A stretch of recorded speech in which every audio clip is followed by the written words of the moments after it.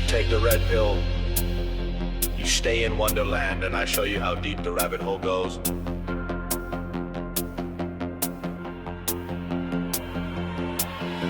They said the truth was buried deep in files they tried to burn. David's on the mic now, it's the people's turn. From shadow men in black to creatures in the mist, he's cracking open secrets that the government dismissed. Spooky lights above us, he's tracking every blink. Aliens, cryptids, yeah, he's making you think. With a journal full of clues and a wild-eyed hunch, he's talking ghost towns, lost time, Bigfoot's lunch. Old Dayvid don't know, but he's looking for the code on a long dark road where the weird ones go.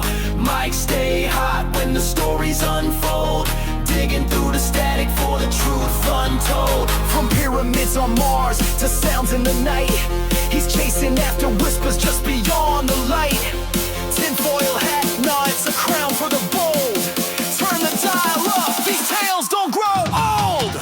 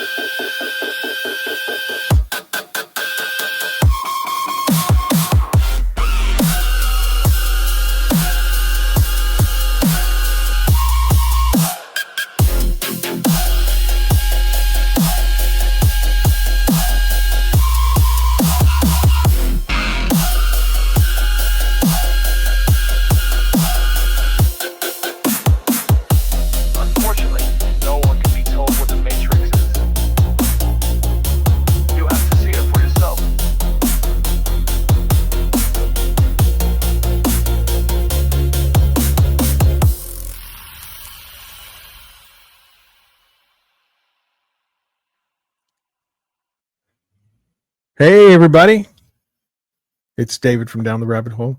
You're listening to Dayvid Don't Know. Today I get to talk to a guy from Houston, Texas. And I came across his YouTube page. You should check it out. It's Houston Strange. Great content, great paranormal content. I'm telling you, good stuff. Go check it out. I reached out to him. We have some things in common, so I thought, let's have him on the show. Great guy. Again, the stories he tells, he interviews people, it's awesome. So Houston Strange on YouTube, go check it out. He's also on Instagram, go give him a follow. Okay, let's see. Spooky story. I have a good one. I picked up a rideshare driver, you know that. I picked up 2 riders. Let's see if I can remember them.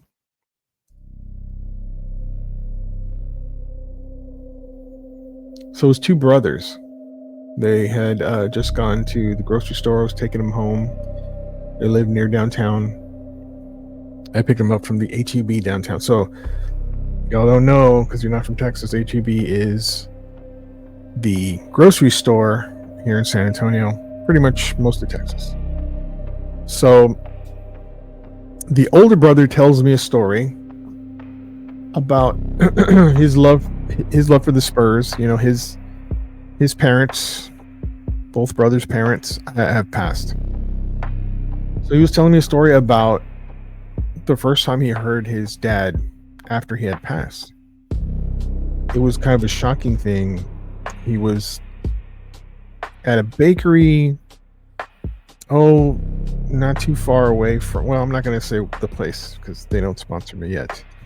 But it's a neat bakery right next to a good little restaurant and bar. And this is during, I guess, the morning. He's in it. He's in line, waiting for his turn. And as I said, his father had just passed. And he heard a voice in his head that sounded like his dad. And it said, "Go to the window now." And at first he's processing this. He's like, what the hell did I just hear? What was that? And again, it urges him, go to the window now. So he does. He goes to the window. He looks out the window, and there was Tim Duncan. Tim Duncan's a very famous basketball player. He was the greatest power forward ever. And he was a San Antonio Spur, which was the team that this gentleman and his father loved to watch. And so he saw Tim Duncan come on in, and it was great that he got to see and say hello to Tim Duncan. But he couldn't get the fact that he heard his dad tell him that in his head. He heard his deceased father tell him to go to the window. And he was overwhelmed with the idea, the feeling that his dad was talking to him even from beyond the grave. Cut to his younger brother, who was sitting next to him. Very wonderful guy, funny guy. I really like this dude. He was hilarious, let's be honest. And he told another story where this is, their father had passed away years ago, and then their mother not long after. She had just passed after telling of this story. And he said, he's a manager, I'm not sure where, he was going to see a coworker who was in the hospital. And so he's sitting there, the coworker's at like near the end. She's in the hospice. It's a stage 4 type thing, it's cancer. And she's kind of out of it, this woman. And she keeps calling him baby, which is unusual to him. He's just like, what the hell? That's what I got. Maybe they called him, maybe that was his nickname. I really don't know. But he said it was strange for her to say it because he was her superior, even though she was in the state that she was in. He just, he let it go. But she said, baby, come here. And so he squeezed in a little bit. He goes, no, baby, come here. I have something to tell you. So he closed in, and she told him, your father found your mother. She was in the library. And that was it. And so he was struck by this because this woman didn't know that his mother had passed. So it was very strange. This woman who was very near death relayed a message from his parents that they're together in the next life. And I just thought that was a very comforting story, don't you think? It's just the way he found out. And something about the library, both brothers talked about this, something about their mother loved to read, and she often went to the library here in town, the one, I guess, nearby. It's a pretty big library. And she got books, and she would read, and so it was very fitting to them that she would be in some library in the afterlife, and then their father finds her. Very sweet story. I really enjoyed this one. Thank you, gentlemen, for telling me that story. Those two stories. We're always connected. That's what I want to believe. We're always connected to those that we love who have passed on. They're with us in some way. Maybe it's a higher dimension. Maybe they can see us and we can't see them. But I was struck by something that Daryl Anka said. And Daryl Anka is the guy who channels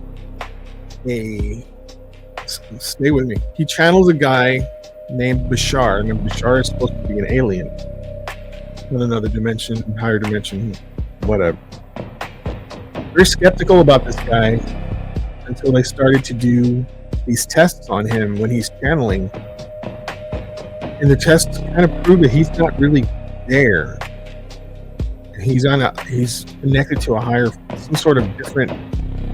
His brain scans were bizarre. They were off the chart. It was unusual. He's actually connecting to something. Is he connecting to an alien named Bashar? I don't know. But something he said, and I posted this on Down the Rabbit Hole today. And today is, December 3rd. I'm recording this. He said that, how do I put this? He said that we are beings that are dreaming they are alive. We never really leave heaven. And when I hear the word heaven, I always think of the source. We're always there. And so this is just, in my interpretation of this is just a meat fact that we have, so that we can learn things, we can experience things that we can't experience in the spiritual form. So we have bodies, these forms, and we're trying to build up and understand and level up so we can get some sort of knowledge that we can't get in the spiritual form. And I think that's, to me, that makes sense. And so if that is the case, then maybe the brothers are communicating with their parents, or they're able to get messages. And I think that's great. I think that's lovely. That's what I would want. And if anyone out there wants to send me a message, feel free. I'm listening. Charlie, if you're out there, give old dad a message, all right? Okay, let's get on with the show. Kevin.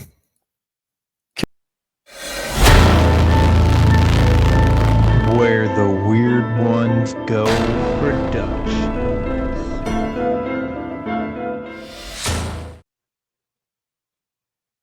Hey, it's David from Down the Rabbit Hole, and you're listening to Dayvid Don't Know. Today, I have the honor of talking with the creator of Houston Strange, Adam Lynch. And when you hear his voice, you might do a double take because Southern is not what he sounds like at all. This talented young man hails from the land of Ire. You may know it as Ireland. And I have to say, that great accent stirred in with some of the best descriptions and prose that I've heard from a podcast, and you'll have all the makings of Houston Strange. So please welcome Adam Lynch. Hey, welcome, David. sir. Nice to be here. Thank you very much. Thank you for having me. Oh man, the pleasure's all mine. I've been listening to your podcast, and I don't know how. I don't know if it's because, we're both spooky guys, but I came across your Instagram page, and I saw a friend of mine, person that I used to actually was a what do you call it? They sponsored Down the Rabbit Hole. Oh, cool. The Curious Twins, Paranormal. Yes. And I saw Steve talking about it, and I was like, oh, snap, that's Steve. And so I saw a whole video, and then you said some words, and I said, oh, dude, who's this? Houston Strange? Huh? It sounds like Ireland Strange to me. What? And I was like, oh, yeah. The Curious Twins were a good get for me. They were very, very gracious that evening. And we have unfinished business, so we can expect to hear from them again. Yeah. Those guys are really cool guys, and they know their stuff. They sponsored me for a while, and I was very lucky, very fortunate to have a private session with them, like a private tour with my family in Victoria's Black Swan Inn. Nice. And we got the full tour, bro. Yeah. And anyone listening out there, if you're in San Antonio and you want to tour this mansion that looks spooky as fuck, definitely look up Curious Twins Paranormal and book a tour with them, because they have all sorts of things going on. They even have a paranormal conference that happens there every year. Yeah, amazing. I think those were the guys. It was those that facilitated Annabelle, right? When that's right. Yeah, Annabelle was here. So was Dayvid, the gentleman that handled her who has recently passed away because of what they say. I Yeah, don't know. yes, some bizarre things happen there. Yeah, no, definitely. I think I said it towards the end of their episode because I couldn't quite put my finger on, like, I'm fortunate enough that like I like all of the people that I've worked with so far with Houston Strange, but Yeah. we had like there was some complications. So it was supposed to be originally that episode was supposed to be Yorktown, and Oh, really? yeah, and Oh, shit. so all that stuff happened with the local city council or whatever they're called. Yeah. And so last minute, I hightailed it over to Victoria's Black Swan Inn, but they had a tour that night because the whole point was for me to get there early, do the interview nice and comfortably, and then stick around. But obviously things ended up being a bit rushed. But then I was able to stay there while they worked with these tour goers, and it wasn't just room to room, like this is this story. I mean, they did do that. They explained like all the history and the goings on, but then they also had like just a bunch of investigative equipment for everybody to just take it and learn and do whatever they please with it. So I was like, they're democratizing paranormal investigating, which is so nice because like how many of us are in a different city or something and you don't know where to start, like, you know. Right, So right. they give you a nice easy access in. They help you along the way, or they leave you to your own devices, like literally. Yeah, in the private tour, they sat with us in that one room. I think you know the room I'm talking about, the one with there's a doll behind a glass case. Okay. So before we did that stuff, they asked me, or actually they asked everyone, there's a closet there that's where most of the activity apparently is. So, and just to give you a little backstory on me, I love the paranormal. I've loved it for a very long time, but I was not used to it. And so very skeptical on all of it. And I didn't really believe it until something happened to me in 2014. I actually had an experience and it freaked me out. Right. So, but it got me deeper into it. And that's when I started down the rabbit hole on this.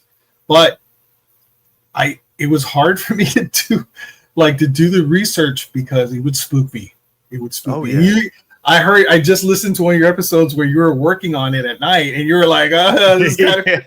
I was like, oh, dude, this guy, I get him. But I've been doing Down the Rabbit Hole now for 3 years, and I get up every morning. You know, I'm working on it. I'm looking for videos. I'm trying to put it together, and I've been doing it every single day, 7 days a week, no breaks. I don't stop. I love this so much, and it's at a good spot where it's actually paying me. But I've gotten to the point where I'm used to it now. And so when they asked, anyone want to, go into the closet by yourself? And I was like, I'll do it. And I went in there and I had my camera and it's 2 chairs facing each other. Behind those 2 chairs are 2 mirrors. Yeah. Which is a big no-no. People will tell you that you're opening a portal and blah, blah, blah. Well, I sat in there for 15 minutes. Nothing happened. And I was very disappointed because I wanted to experience it. But I was ready, man. I was ready. So yeah, that caught my attention. I was like, who is this guy? And I started to look into your podcast, and I was like blown away on the descriptions that you lay out. Like you're talking about something. And like today, let me just give you an example. I was listening to the Galveston ghosts. Oh yeah. Brilliant story, man. I know about it. It's so much, behind it. But the way you worded it out, the way you laid it out in the beginning was so smooth, man. I was so impressed. You did such a remarkable job, man. I appreciate it. Yeah. When I started this, I was like, I wanted to take it a bit more seriously than I had previously. I have another podcast with my wife that's kind of on hold at the minute because she's traveling with work. She just came back today, but she's gone for weeks at a time. Like, and even before that, our schedules are completely flip-flopped. So like we might bump into each other at work and then not see each other for 2 or 3 days, like that kind of thing. So it wasn't really feasible, and I wanted to focus on something and kind of take it up a notch because the other show, Weekly Creep, it's more lighthearted and fun. Like we still discuss awful topics and scary stories and stuff, Right. but we can have a laugh with it. Whereas Yep. this one, I was like, I need to practice with this and be a bit more cringy and like kind of lean into it a little more. And so, yeah, like those, the like narrative descriptions and stuff like that at the beginning, even that like came about kind of accidentally. Like what kind of the biggest episode from last season was with my now friend lawyer who owns Ravenwolf Manor in Navasota. It's just this gorgeous Victorian. I mean, it is a mansion, like it's huge. And he runs it as a B&B. But when I met him that day, because I had met him briefly on visits to Houston when he had a store here in the Heights. And this man is always dressed head to toe, dapper as anything, full suits, even in the, Houston heat and stuff like that. And it was after spending, I think it ended up being 7 or 8 hours in his house, drinking tea, talking spooky stories. My wife came with me that day because she also had met him like very briefly in the past. He was someone that we both look up to. And he was the one who kind of reinforced that. He was like, you need to romance this. Like, this is your everyday life. Like, why make it a boring thing? You know what I mean? So I was like, no, I kind of took that to heart, and I do lean into it. And sometimes even as I'm writing, I'm like, oh, this is getting, a bit cheesier than I would usually go for. But like when I feel that way, then I'm like, no, like keep pushing it and see how far you can take it, kind of thing. So I think my favorite comment, because the Galveston episode kind of blew up for me on TikTok, so like a few thousand views or whatever. And somebody said something along the lines of, bro sounds like he's reading a novel, and it literally is Galveston. And I was like, okay, perfect. Job done. Job well done. Yeah. Accomplished. I like that, man. Yeah, dude, you sound like you could actually host one of these shows. Like you can be the guy that talks and introduces, like, here's a blah, blah, blah. This is what's going on. Boom, video. You know what I mean? Oh, yeah. I mean, hey, if someone wants to pay me to do that, I'll show up, man. Right? Yeah. So let me ask you, so I'm real curious. What part of Ireland were you at? Am I from? I was born and raised in Dublin. Dublin. Yeah, so the south side of Dublin, like beside the sea, basically like a smaller seaside town, but still very urban. Like, you know what I mean? I didn't grow up in like on a lovely farm or anything on the west or anything. So yeah, very like just normal childhood, but always was interested in this kind of thing. Never had an experience like yourself until I don't know, I was well into my adult years anyway. And it was one of those things like, we grew up, my mom was terrified of anything horror or anything. So of course I wanted to know, you know what I mean, all about it. And then I think like everybody's the same. Like, nobody has a scary story until you're about half an hour into a conversation. Then they go, oh, well, my granny did tell me this one thing, Yeah. So there was a few of those kind of stories growing up, like my great grandmother's house was supposed to be haunted, and a few people had seen stuff in my grandmother's house, which we stay in whenever we go back. And then, yeah, just bizarre stories. And it was always fascinating to me. And like, of course, nobody ever had like more information other than, well, I mean, it happened, so that's it. Like, everybody in those situations is scared and they don't want to know, Right. Yeah, I think that whenever you meet someone new, and if you actually dip into the paranormal, they're like a like-minded person. Friend for life, man. Oh yeah, big time. It seems like you could just talk about this stuff forever. And but yeah, I'm pretty sure you like to get like the nitty-gritty, the truth. You like to get down to what it was, what it is, what happened. Could that be real? Here are the reasons why, right? You're like, you want some evidence. Yeah, like, and as much as I love like the historical stories and stuff like that, like it's very easy for them to be just passed off. Like, say, I Mhm. think the prime example from the Galvez Hotel or hotel, the Grand Galvez, sorry. Yeah. Um, like Audra, who's supposed to haunt room 501, I think, you know, the Lovelorn Bride, and a very tragic, very typical ghost story. Mhm. But the reality is, like, there's no proof of that, of Yeah. her actually being there or passing away. Now, in the episode, I say, and that's not to say that it didn't happen. 'Cause if I Mhm. can't prove that it did happen, I also can't prove that it didn't happen. Right. Uh, but at the end of the day, people are still having experiences with who they believe to be Audra, the Lovelorn Bride. So, yeah, I get into the weirder thing then where I'm like, well, are we making this? Or is it like, you know, an actual black and white, no, this is a ghost of a dead person. Right. And then And you can never do that, right? I mean, we can never fully explain it. That's yeah, why it's unexplained. And even if people are having experiences, I guess you could dissect it and say, well, is it really the bride or is it something else? Whatever. But to be able to say definitively, this is true, you can't. We can't.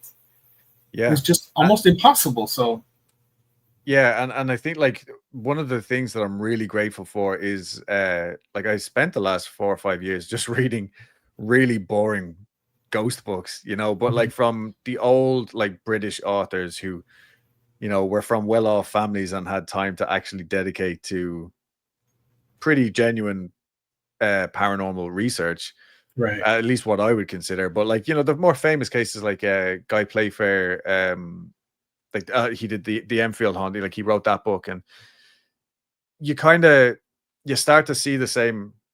Like I'm not special in any way. Like if anybody reads these books, they're going to start to see the same Yeah. correlating facts and details, and like or even the Mhm, same stories, oftentimes, you know. right. And but for the skeptic, it's easy to go, oh well, see, they just heard it somewhere else and then they made it up. Whereas the person who is more interested is going to go, no, there's a pattern here, you Hmm. know.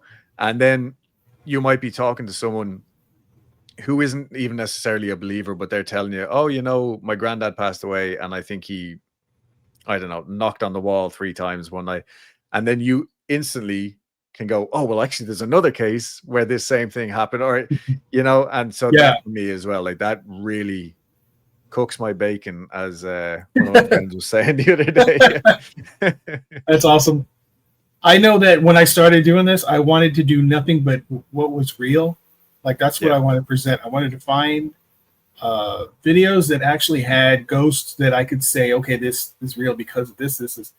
But the more I worked on this, the more I realized I can't prove it. There's no way I can prove it. You oh, can't take a video of a guy moving. It could it be fake? Yeah, it could be fake, of course. What if you can eliminate the idea that it's AI, or you can eliminate the fact that it's someone's shadow, and that's or someone's purposely trying to make a fake or whatever, and then you have something. Now you have something, but now I can't say this is real. I can't, and so yeah, I started to I have to, because and there's another thing, the amount of time it takes to dissect something like this yeah. and the research that it's too much, man. Yeah, I think Can't a do it. lot of the time, and I hate the expression like never let the facts get in the way of a good story. Mhm. But at the same time, I think stories are worth telling, Yeah. regardless if you can't. If you want to write a thesis on why it's not real, that's on you. You know what I mean? Yeah. Yeah. When I'm dealing with people, like firsthand accounts and stuff like that, I have not met a single person to this day that I can straight away go, oh no, that's a made up story. You know what I mean? Like Right. I genuinely think like because you can tell when people are like the paranormal, like it's a very emotional, like personal experience, like 9 times out of 10 for so many people. Yeah. That's why I liked as well the Black Swan Inn. Like I did and like extremely light research. I'm talking like first page of Google. I pulled up an Mhm. article from the Society for Psychical Research. So and it was about the psychomantium, the mirrors in the room. And as I was reading it, this was an article based off a book from the 70s. Mhm. And I was like, okay, this is cool. I don't know if it fully relates to what I'm trying to back up here. But then when I re listened to what I hadn't edited yet fully in the Mhm. episode, Fred was actually saying basically the same thing that was coming through the article, and it was a lot of like the doctor who did the main experiment in the 70s found like a lot of people had personal family connections, and like they would encounter like, you know, their dead loved ones and stuff. Right. And I had actually brushed over that in the initial edit because I was like, oh, that's weird. Like, why would anybody be experiencing that in this random place in Texas? And then I find out, oh, psychomantiums are literally made for this. Like, Mm. you know? Yeah. Yeah. You know, there's a story I picked up on, and I have yet to talk to Fred or Steve about this, but I had picked up a rideshare rider, and she was pretty young, which was like, I asked her, hey, you have any paranormal stories? She's like, yeah, I have one at the Black Swan Inn. And I was like, oh, snap, this is going to be good.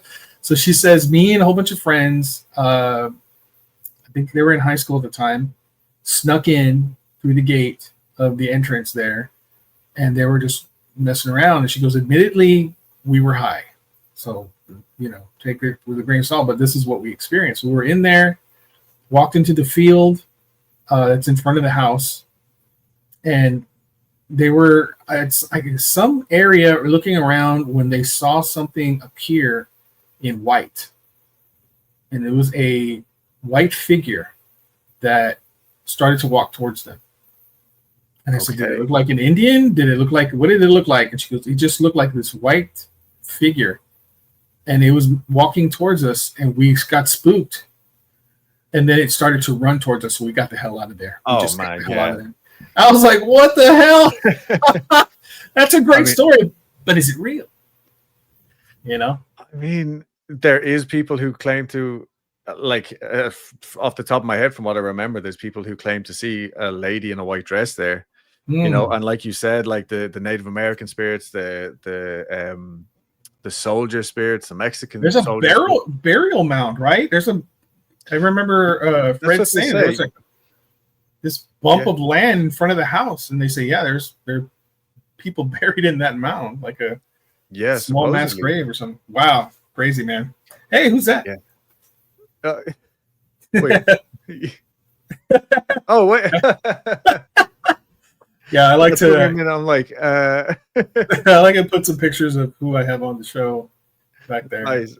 But yeah, so I guess that's my point. This is what you and I do, right? We are. Yeah. We're telling the stories that people are bringing. We can't verify it; it's impossible.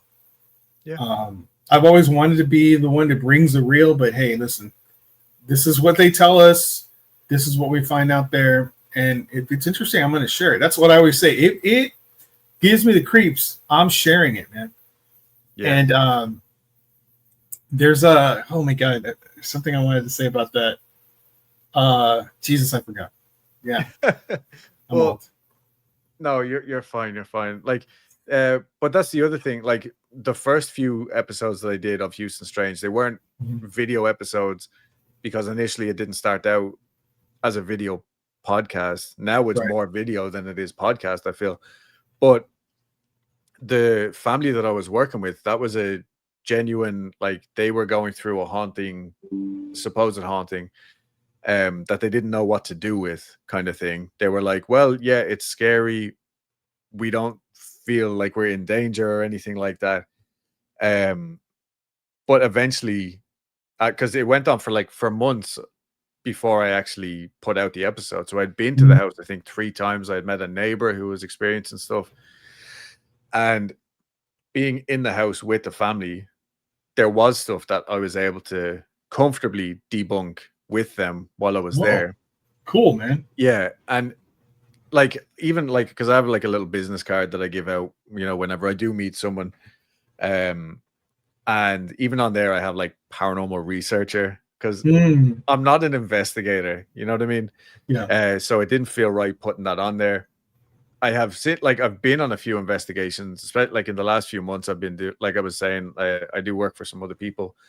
I've been in those situations, but I was like, I don't want this to just be another Ghost Adventures ripoff on YouTube where I'm sitting in a room waiting for a spirit box to hopefully say something. And I was like, not the angle I'm going for here. And it started to go down that road, and I was dealing with that family.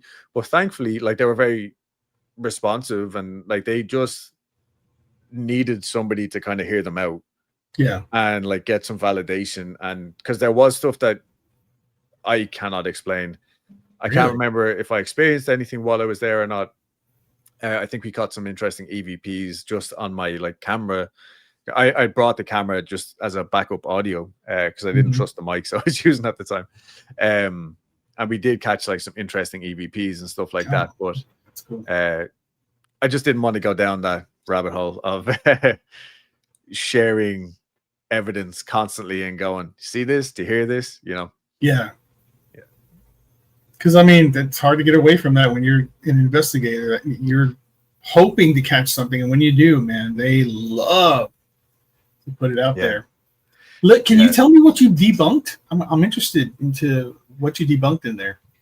Yeah, like, so at one point we had like these little cat balls that I brought out. Just I had literally kind of bought them because every time like me and my wife go away, she has a new rule where we can only stay in like, you know, regular hotels, no more spooky hotels, because we need to sleep. But we always end up doing some, like, whether it's a little ghost tour or visiting a haunted place. So like I have like spirit box, the EMF meters, stuff like that. Mhm. And we had set up the cat balls in that person's house. And it's not that I can't remember his name, but I gave him a pseudonym in the episode, and I can never remember Oh, which what's is the what? real and which is the fake one, so I don't want to out him. But Yeah, don't worry about it. Yeah, don't worry about that. but no, so we had the cat balls set up, and it was like responding and stuff like that. Mhm. Or, you know, so we thought.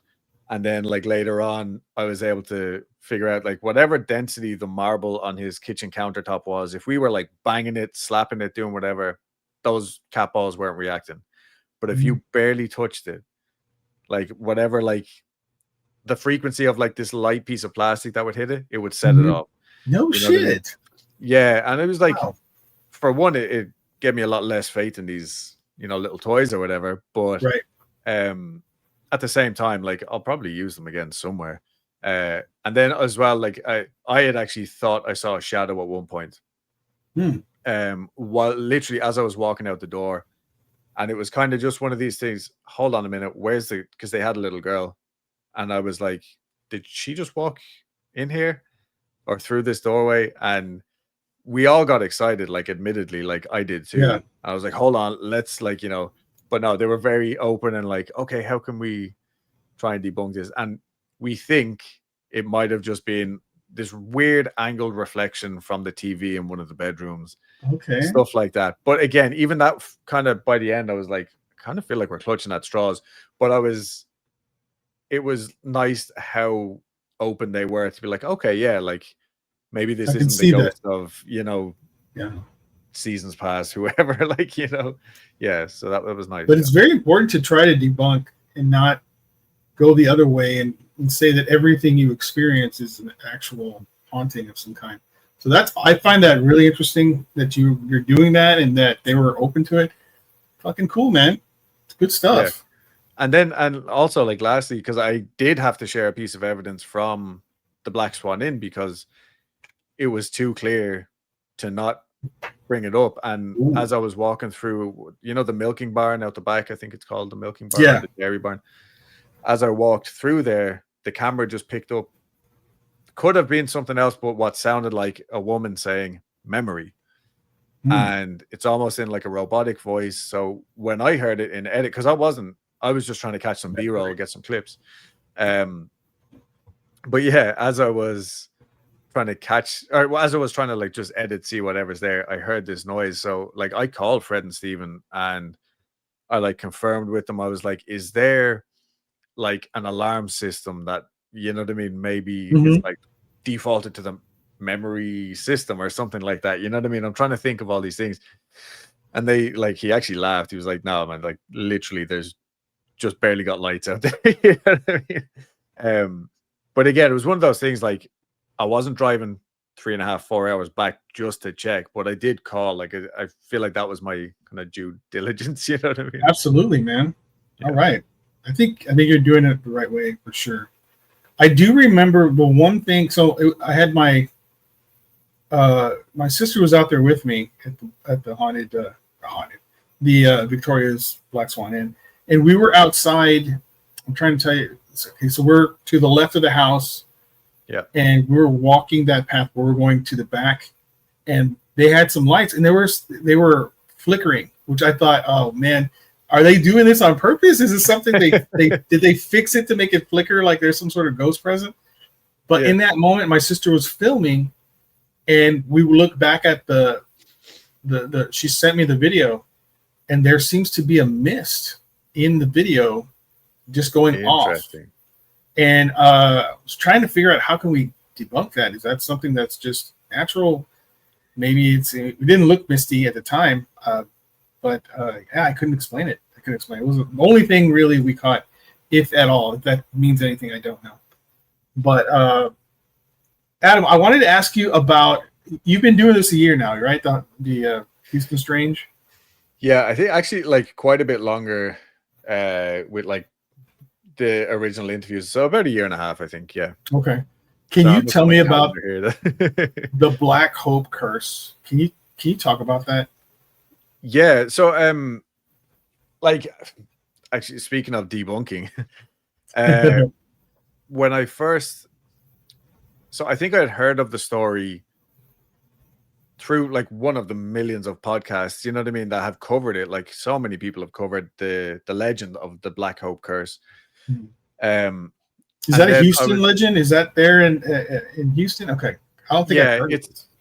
Yeah. So basically, what happened was this story was in it was on Unsolved Mysteries in the late 90s, early 2000s, I think. Mm-hmm. Actually, I think it was like 1996. I think it was quite early. And so the story that was on the TV show was this family moved into this brand new property. I can't remember exactly what year, built in like the 70s or something. They move in and they start experiencing stuff. And then they go to put a pool in their backyard. Mm-hmm. And while they're digging in the backyard, they uncover not corpses, but skeletal remains. Yeah. And it was more than just one person, basically. Oh shit. And so then, according to Unsolved Mysteries, people did research and uncovered that the whole neighborhood had been built on a freed slave burial ground. Wow. So that's the story. And then, like, regardless, people were finding literal bones in their backyards. And also multiple neighbors were having, fairly similar poltergeist type activity. Wow. So that's the legend that came out of Unsolved Mysteries. So I was on Reddit one night doing, like going through people's accounts or whatever. And I found who ended up being my first guest on Houston Strange. But I found he was like, hey, I live in a haunted neighborhood in Houston and I'm having this problem. Literally something like that. Mm-hmm. And his whole account was there. He was like, I'm keeping this as like a diary. Just so I think, again, for the validation. And so as he could look back and be like, because I do this myself, like if I have a weird dream or something, I'll write it down because odds are if something weird happens, I'm going to doubt whether I actually had the dream or you know what I mean? Whatever. Right. But you wrote it down. So there it is, right? Yeah. Proof for yourself. If nothing else. Nice. Yeah. So he was basically doing this on Reddit and I reached out to him and I was like, hey, look, I know I'm just some stranger off the internet, but I'm also in Houston. I've been doing this for a few years. Initially, I told his story with the legend on Weekly Creep with my wife. And it just like it was unfinished. You know what I mean? He was still having this activity. And it was around that time then when basically I had to go back home. My grandfather was really sick and he ended up passing away. So we did a lot of back and forth for a couple of months. And that's when I decided, no, I'm going to try this Houston Strange thing out. And because I found I was like lacking community. So I was like, well, let me try and make some sort of community and actually put the effort in, you know what I mean? Because I wasn't doing that initially.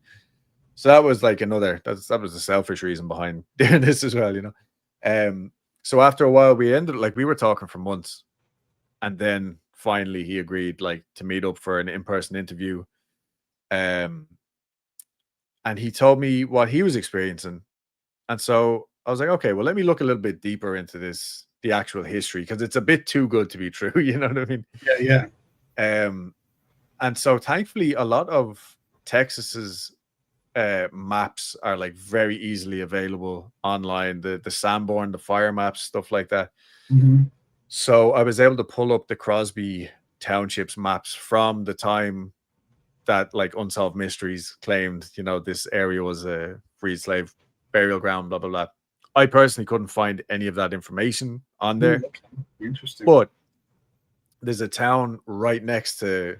So the town is called Crosby, and it takes me an hour to get there, but it is still technically like Houston, like that's the old joke, like Houston's an hour from Houston, right? Um, but right next to the Crosby is a town called Barrett Station, and Barrett Station started off as a freed slave settlement. So the TV show kind of put this narrative together based off of like actual truth, but the actual truth for me was so much more interesting, because Barrett Station started, this one guy got like a little bit of land, and he traveled, as far as I remember, again, this is off the top of my head now, but I'm pretty sure he traveled like to Florida and Georgia, like very far for like back in the day. And he was able to find like his brothers and sisters who had been bought and sold as kids. Oh my He brought God. his family back to Barrett Station. And then eventually Barrett Station turned from like one house into a few houses and a shop and then a school and, so on and so forth. And so the legend of Black Hope was that the town burned down and the only thing left was the burial ground, naturally. So anyway, I found that it was, the real truth was Barrett Station, which is still a thriving, I guess it's called a township. I don't think it's like as big population wise, but it's still a thriving community to this day. I was like, oh, this makes perfect sense compared to what the TV show was saying. So I was like, okay, cool. But then when I was looking at the map, there was, where the neighborhood was all like settlements from like Swedish, Irish immigrant settlers and stuff like that, who would have come in with I think, wasn't it? It was Stephen Austin, not the wrestler, the OG Steve Austin. Yeah. Who, like, he used to hand out land to people if they were willing to take it on themselves and drive anybody else off it, kind of thing. So a lot of those original families would have been there.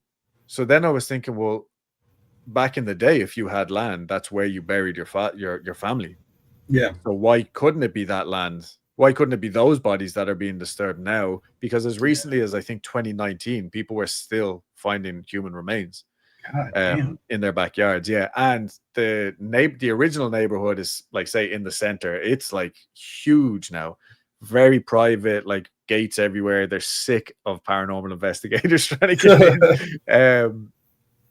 But yeah, so I kind of went with well, maybe these are the remains of the settlers. And then when I was interviewing Jen down in Galveston, she said, like, but it would have been a huge native population there at one point as well.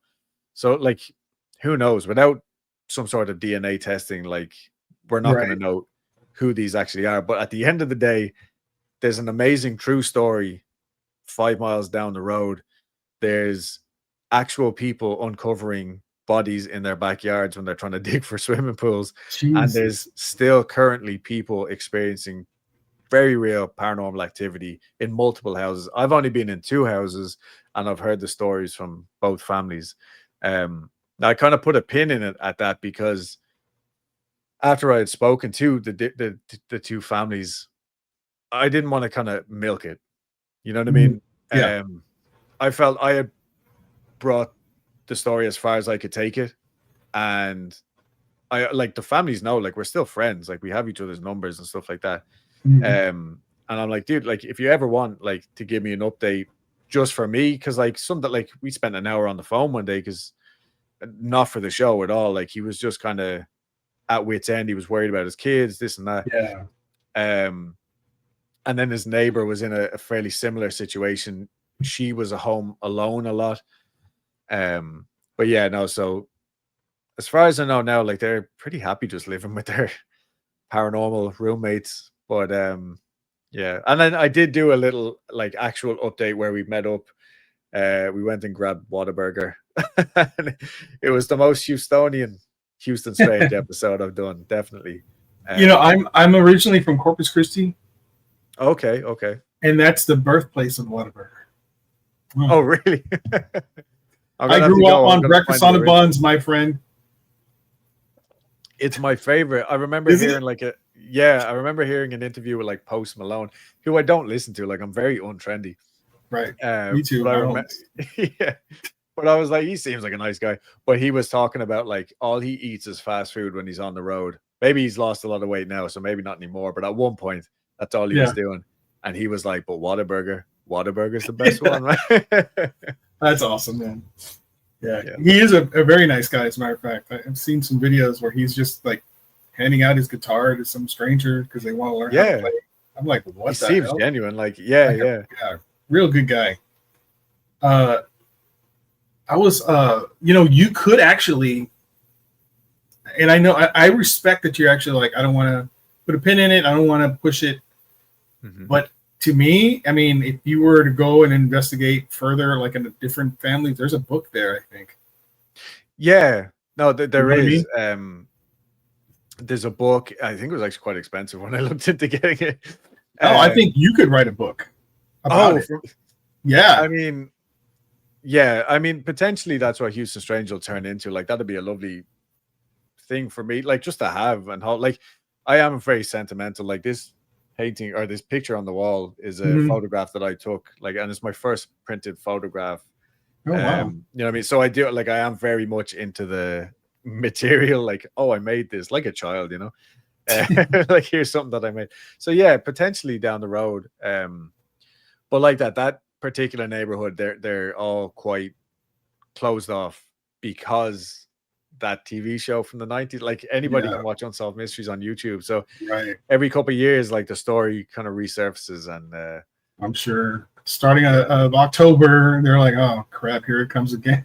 Yeah, exactly. So I'm pretty sure that's one of the main reasons why there's so many barred gates up in that neighborhood. But you think about, okay, cemeteries, how many people have actually lived on Earth?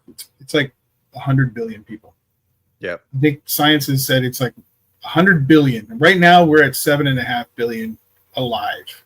Mm-hmm. So I think just about anywhere you dig, there's going to be a body, man. Don't you think? 100 billion? That's it. You're talking about 3 billion of them are dead. They're buried somewhere. Yeah. So yeah, no, definitely. Like, and then like you mentioned earlier, like the burial mounds that the Victoria's Black Swan Inn is supposed to be buried on. One of the my first places that I ever went, like ghost hunting, quote unquote, is the Hellfire Club in Dublin, and that's literally built out of a burial mound. Like, they used the decorative stones that had built a Celtic burial ground to build the Hellfire Club. So I'm like, these things are happening all over, you know what I mean? These people are just unfortunate enough that their neighborhood it's known that it's built on top of it, I'm a huge Ben Franklin fan. Oh yeah. Was he a member of that club? He was, right? Or am I crazy? Yeah, it was that club. I don't know if he ever like came to that location, but it's the same, Jolly Boys. Yeah. Like, we're rich, we have money, we're gonna do whatever we want. So I know it's gonna sound like it's out of left field, but we're talking about like proof or stories and what have you. I just posted something on Down the Rabbit Hole the other day, and it was about the Blackfeet tribe up in the north that had claimed that, well, actually their stories that they passed down generation to generation talked about how they had been there, going back to the Ice Age in that same area. And it's a story that they passed down, right? They also talked about the Star People, which a lot of people say are aliens or whatever. But science has found that they may actually be right, because they have found like burial plots, and they've dug up and found that the carbon the dating DNA, carbon dating goes all the way back to the Ice Age. They may and beyond the Ice Age. Yeah, so there may have been Native Americans in America going back before the Ice Age, and that's wild to me that they're actually proving it through science. But then this again, is the really nice thing. Yeah, so I did see that post, and it's also not the first time this has happened. So in Australia, the Aboriginal people there, it's the same thing. Like their maps were through stories. You know what I mean? So the idea was like, as you would walk, you were telling a story, and it was also telling you the way to go or whatever. And like, obviously over thousands of years, the stories would kind of stay the same, but the landscape is changing. So, you know, now the legend is, oh, well, there was two great mountains here and they're no longer there and whatever. But now, like, archaeologists and geologists have come along and said, like, oh my God, no, like what they're talking about is there, but now it's submerged in a lake, or, you know, the sea has overtaken, but we can see where it once was. And yeah, it's the word of mouth. Like Ireland and Scotland. Yeah, Ireland and Scotland at one point would have, and obviously, like, it's easy for us to say, like, looking down at a map, oh, they're really close together. So I'm sure there could have been a land bridge there. But there's a story of Cuchulainn fighting, I can't even remember the full thing now, but it was basically two giants had a fight, and they ended up breaking the land bridge. One of them fell on it or something like that. And that's why Ireland and Scotland are no longer touching. But it is one of those, it's folklore, but there's truth in it somewhere, you know? Yeah. I think that's fascinating, man. And I would love, I'm just, you know, I've been posting a lot about this stuff. To me, it's a rabbit hole thing for me, because I like to go and research what they're talking about. Yeah. There's so much of this interesting stuff, man. It's, we're making all these new scientific discoveries. They're figuring out problems to certain diseases we've had forever, like Alzheimer's and shit like that. And I love it. I love it. I'm here for it. Yeah, and I think it's very important in this day and age to be able to comfortably read through stories and to be able to discern for yourself, like, oh my God, no, like this is actual science. Like this isn't just a gripping headline, you know what I mean? Because I noticed this the other day. It was something to do with a camera, and I saw the headline and I clicked on the article straight away, and I was like, did I miss it? Like, hold on. And I was scrolling through, and it was literally just a gotcha headline. It was nothing about, you know what I mean? Oh, shit. Oh, man. Yeah. So I'm the same, though. Like, as soon as I see something like that, I'm like, this is killer. Let me find the source material, or, you know? Yeah. You're right down. Yeah. You and me, bro, right here. I like that, you know, because I have a lot of followers, which we just went over for Down the Rabbit Hole. Even if you throw in Dayvid Don't Know, we're on our way to 600,000 followers over all the you know, you go through all the social media, and I have a lot of followers that immediately read the title of my post and say bullshit, wrong, right, not real, impossible. I love those guys, man. I think it's their job, man. Yeah. Honestly, I'm starting to convince someone's getting paid to do this. I love the people also that actually read what I put there, the whole thing. Because I put, like, sometimes if I find information, I put the whole thing in there, and there are people that are like, yeah, that makes a lot of sense, or, you know, I think that's wrong because of this. I love those people, the thinkers, man, that are trying to work it out for themselves. That's what this is all about. Yeah. Have a genuine argument, like, that's backed up, you know? Right. Figure it out for yourself. Understand, you know, and there, you know, I've learned doing this for 3 years now that you're not convincing anybody of anything.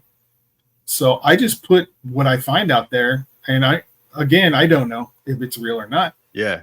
But here it is. Go down that rabbit hole and enjoy it, you know, find out for yourself. And I love that people come up with their own idea. It doesn't matter what it is. They have their own, you know, their own beliefs and their own belief systems and everything like this. Yeah. They come out with their own version of what you just said. Blows my mind. Blows my mind, man. I love it. Like the Bible, for example. If you think about the first books that were written, and how did they preserve those books? Well, they had to copy them. the funny thing about that is the people that did the copying. You're talking about what the first century. You're talking way in the past. Literacy was like 1%. So the people that were writing this stuff didn't even know how to write. They didn't know what they were writing, man. They were trying. They're just copying it. Yeah. And you wish they could paste it, but they couldn't. They had to write it all written out. There's so many mistakes and so many changes and so many, over time. Manipulations. So, and then my James. Like if someone just decides like, I like this goes out. This one, so this goes in. But I think my favorite is the Book of Kells. It's like a famous Irish tourist thing to do is go and see this Book of Kells. I don't know what year it was written. I saw it when I was in high school. I probably should be more interested, but like it is gorgeous. But it was transcribed by monks way back in the day. Yeah, but they left in like because the guys were like that was their entire life was just to write in these books. Yeah, and so. Like in the margins, there might be like little doodles here or there, or then there's like also famously a poem about one of the monks' cats, like in Irish. I'm pretty sure. I don't know actually if it's in Irish or it's in Latin, but it's just about how pretty his little cat is and like the best little cat. Man, yeah, but it shows the humanity in it. Then Oh, absolutely, man, absolutely. And monks, I wonder if they even believed what they were transcribing. You never know. Yeah. What if someone was a jokester, man, and he thought, I'm gonna change you should respect God to you should fear God. Ha ha ha. Yeah. It's like I'm a God fearing man. I know you've heard that being in the South now. I hear that all the time. It's not accurate, man. It's not fear God. You're supposed to respect God. God damn it. Yeah. Anyway. So I was listening to one of your shows just before we came on, and I was intrigued because I saw the word Zozo in it. Yeah. And I was talking to you briefly before, but I wanted to tell you there was a story I heard where this woman was praying to, we'll just say something she shouldn't be praying to. And she had all these effigies and statues in her bathroom, which is an ensuite bathroom in her bedroom, right? She had a friend over who had her son. This friend's son was also there, but the kid was gifted. Apparently, he could see things. Okay. So one day, these guys were hanging out. She was in the bathroom praying, and when she came out of the bathroom, she saw the little boy walking out of the bedroom like this, backwards. And when she asked him, what's wrong? Why are you doing that? He says, there's a dog on your bed. Huh. She said, what? She looked, there's no dog. What do you mean there's a dog? There's a dog on your bed. And he's just staring at it. And she's like, I don't understand. I don't even own a dog. Why were you saying? And the boy says, he says his name is Zozo. And then a few more minutes later, he says he's protecting the house. And he was connected to this woman who was called the Santa Muerte that she was praying to. They're connected.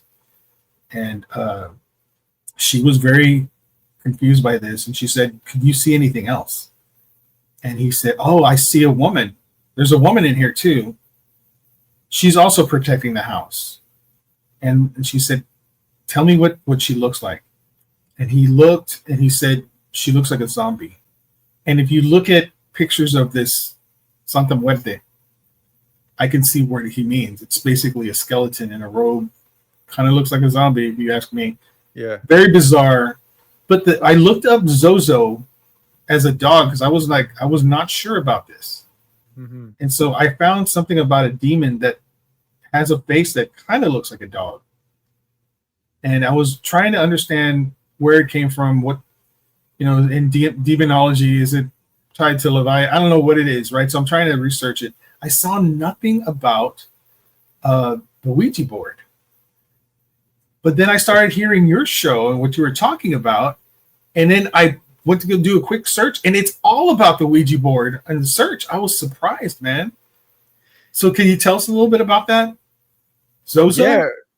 I mean, yeah, like even like putting Zozo in the title and stuff like that, I've got a very small listenership, obviously. Like this is still, there's only I think like 8 or 9 episodes as of right now, maybe more. But yeah, so I always feel kind of like, oh, this is just like got your word or whatever. You But got yeah, me.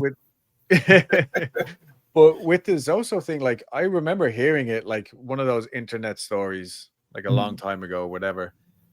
I kind of never really thought much about it. And then actually it just worked out that I think the week before I met Stephanie was the lady who shared her story with me. Right. I did my first collab with Kadra from Perplexity, and Oh, she yeah. was covering the Zozo story. So I was like, oh yeah, perfect. I kind of half know this. So I'll be easy, like we can have a back and forth kind of thing. Great. And then the following week I go and I get an actual Zozo encounter story. So it's another one of those things that like you can very easily trace it back to an internet ghost story. But the person who kind of made it famous, it was still like active in the paranormal community to some degree, at least as far as I'm aware. He had this backstory where he had found this Ouija board underneath his, I think, mother-in-law's house in like a crawl space, and there was like a dead bird and stuff like that. You know, very menacing looking situation. And of course, he takes it up and starts communicating with whatever he thinks. And supposedly he makes connection with this Zoso demon or spirit or whatever you want to believe. But when he posted his story, like hundreds of people started saying, no, I've had this experience. And the thing that I like about it is there's a lot of variation. So, like some people, because I actually got a comment on my thing saying, isn't this supposed to be Zaza? And so that's another one that people will get. So Zozo or Oz, like backwards, all these variations. And people have claimed to have gotten it when doing the Ouija board on their own with people. Some stories say that it'll do it itself, you know. But the name Zozo, then some people, and I don't know where this actually happened, but some people drew a connection to Pazuzu, which would have been the demon from the Exorcist movie, which, as far as I'm aware, Pazuzu is an actual demon in one of like a book of demonology. I'm not sure which. It is, yeah. Yeah, so I don't know if that was people just clutching at straws or saying, you know, well, maybe it's supposed to be pronounced Pazozo and that's why it comes through that way. Right. I don't know, but it's another one of those things that it's a story with questionable questionable origins, but at the end of the day, there's a lot of people experiencing this phenomenon. And when I dealt with Stephanie, like talk about like meeting strangers off the internet in person, like it's always, as a dude going into that situation, I'm always trying to, you know, make sure everybody, like we're all comfortable, we're all on the same page. So we met at a bar, like a public place, all that, just like a Tinder date. But when we got there, she was like, the first thing she said to me, like she was already shaking, like, and she was like, I was about to leave. Like, I really wanted to cancel tonight, but I feel like I need to get this off my chest. And it was the easiest story I've ever edited because she just spilled for about an hour. And it was the most genuine, authentic thing that I've like. She had tears in her eyes as she was telling this. She any question that I asked her, like to try and counteract or say like, oh, well, do you think maybe it could have been whatever, like the AC vent or something? She knew. She was like, no, I remember the exact layout. I actually have it here. She drew me a picture of the layout. It's here somewhere.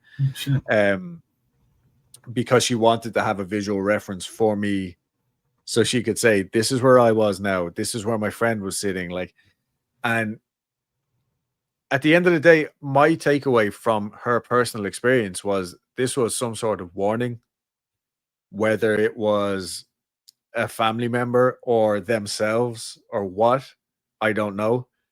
But I think this was a fuck around and find out kind of thing, like you're doing something you shouldn't be doing. So I am going to scare you, but I'm going to scare you straight. Yeah. And you're not going to want to do this again. That was my takeaway from it. I don't think necessarily like a traditional, again, I don't like my belief system is kind of weird. And I'm more of like just a hippie. Like I'm very into nature and stuff like that. Yeah. Right. So I don't necessarily believe in demonic entities and stuff like that. But I feel like if it was a truly evil thing, it would have done more than just scare the pants off these kids. You know, it was definitely the scariest thing that she'd ever experienced, but it was enough that she was like, I'm never doing that again. So I think in her situation, that's what it was. It was a warning. The Zozo with the dog thing, I don't know. Like I've heard of people encountering black dogs, and it's never usually a good omen. So the fact that this kid's saying, no, it's protecting the house. Do you think like it's yes, it's protecting, but like, what do you have to give to get that protection? Is that what you feel the story is? There definitely a portion of the story. I think what's remarkable is this kid's ability. Like, is he just a very imaginative kid, or is he actually seeing something? And if you take her story, because there's a lot more to her story, and you take what this kid is seeing, it gives it a little bit of legitimacy that he could see what she's praying to. That freaked me out. Yeah, that he could see it. And so if he sees that, what is Zozo? And I could not really find a dog with the name Zozo in any kind of demonology or some sort of like, the three-headed dog that guards the gates of hell. She thought it was that dog, and it's not. She says it's clearly the dog that guards the gates of hell. It isn't, because it's a three-headed dog. This was just a one-headed dog growling at this kid, So yeah, I mean, the story was unique, definitely good enough to tell, but I cannot prove any of it. But it's really interesting to me that. It's one of the more interesting ones that I've heard as well. And like, let's say this is a very imaginative child. What are the odds of him coming up with the name Zozo? Yeah, like that's weird. Very bizarre. Exactly. Yeah. Unless his parents are the kind of people that let him watch anything, or he's on the internet and he's pulling up, he sees a Ouija board, thinks that's interesting, and suddenly next thing you know, Zozo pops into his head. And what I found interesting is that the name comes from the figure 8 pattern on the Ouija board. Z-O, Z-O, right? Yeah. You know what's weird is I actually had, when I was a kid, in high school, like a sophomore or whatever, me and my friends were messing with the Ouija board. I remember thinking, this is such bullshit, because I think they're moving the stuff, right? And they're coming in with their they're talking to this guy and blah, blah, blah, whatever. But I do recall the figure 8 happening.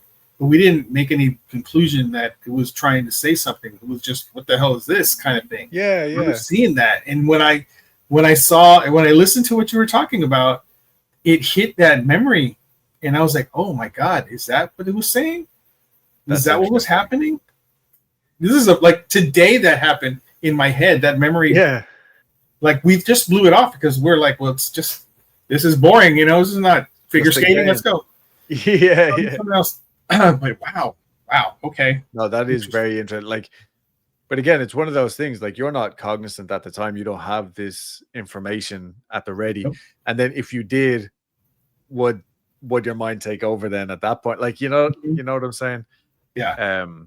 And then like there's all those scientific tests about Ouija boards, or supposedly anyway, where they say, oh, it's just the ideo motor effect, I think it's what it's called. Where your brain is subconsciously telling your hands to do it. But like, I don't buy that. Like, sometimes the skeptic argument goes way too far. Too normal. Goes too to the normal. I think I agree with that. I've seen videos, again, maybe 75% of these videos are faked. But I've seen videos where the thing moves by itself. Yeah, I've seen it when I've seen them where it's on the floor and it's moving on its own and spelling. And I thought, oh shit, is that real? Well, it's on the ground, so it's like, unless there's a very thin basement, portion. Yeah. But these things are not metal; they're plastic. They're made by deep, a toy company, for Christ's sake. You know what I'm saying? So I don't know, but there's got to be one or two of those that are real. Those videos, it has to be something where the planchette gets launched up against the wall or something like that. Yeah. Interesting stuff, though. I love it. Definitely. Yes. Dude, I was listening to the Ghosts of Galveston. First of all, one hell of an intro to that. I was like blown away, man. Galveston is not in Houston, right? It's east of Houston, and it's I've been there myself. I'm sure you've been there to interview those now. Yeah. Have you noticed the brown water? Everybody always says this. As somebody who grew up by the beach, I think Galveston gets an awful hard time. It does. The water in Galveston is shallow. You know what I mean? And there's constantly waves there. So it's sand. I think for the majority of the time, it's sand. The beach where I grew up, it's rocky. So when you look down off the cliffs, it's gorgeous because when you're getting the train back from Dublin City, the station that I get off at, I have to go over these cliffs and you're just looking down into the water. Occasionally you'll see a dolphin, stuff like that. Wow. But it's blue, gorgeous blue water. Deep. You know what I mean? Deep enough that there's like, I don't think a cruise ship could come in, but like regular like ferries and stuff can use it. I can't swim. I'm not going out there. And again, the shore is rocky.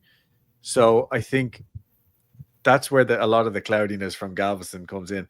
And again, in those crystal blue waters that I see whenever I go home, like we also get those occasional warnings where it's like, the water is dirty today. Like, it's probably not a good idea to get in. Yeah. But when it happens in Galveston, people are like, it's always this way, blah, blah, blah. That's all. I was like looking at it, like, I was like, what in the hell? And then I don't remember exactly who explained it, but someone in Galveston said, "Oh, it's because of this." They gave it a very scientific explanation. It made sense. Right. I was like, "Oh, okay. Well, that explains it. Awesome." Because of the hurricane that happened there some time ago and killed all those people. It made me think, good Lord, man, is that related somehow to why it looks like that? Yeah. I grew up in Corpus Christi that has beaches also, Mustang Island, Padre Island, all that stuff. Right. And compared to your beautiful blue, deep, our beaches are not the great. If you go to Florida, though, those are beautiful beaches. I've been there. I love it. Destin and stuff like that. Yeah. So Yes. I don't know. I don't know like why but it definitely it gets a bad name around here. Definitely. Which I think is unfortunate because I genuinely love going down to the island. I think it's the right amount of everybody also compares it to New Orleans a lot, and it's not New Orleans. You know what I mean? Right. It's much smaller. And it's in Texas, so it's a different attitude. But yeah, no, I still very much enjoy. I literally brought my mom down. She flew over the week of Halloween, and cool, so man. we went down to do one of Jin's tours, and it was a horrible stormy night the whole way down. I had my wife and two nieces in the back of the car saying, "Hey, this is a bad idea. We need to turn around." And I was like, "No, we've booked it. I've paid for it. We're going to get there. The rain's going to stop." And it did, but it meant that we had it felt like we had the entire island to ourselves. Oh, that's awesome, man. Yeah, because we literally caught a break between the rain and then it was the night of there was some bad wind coming in. So that was the couple of hours of our tour. And it was spooky. It was gorgeous. It was cool enough that you could actually enjoy the atmosphere of the island itself. Yeah. So I do. I think it's got a bad rap. And now that I've spent some time there, I've talked to a lot of the people who live there, which is no easy thing even today, And yeah, I think it's got there's something weird about it, man. I think that's what keeps dragging me back down. There's something very strange about Galveston. Absolutely. Yeah. I do want to go to that hotel you were talking about. Oh, it's gorgeous. Yeah, Like I've never genuinely, been it's there. really nice. Yeah, it is. Heard the story about the Walmart. I've heard that story. So I when I was there, I wasn't doing this, and now I'm like, oh, why didn't I go there? But I'm definitely gonna go back. The story of the hurricane and the woman that saved all those people, man.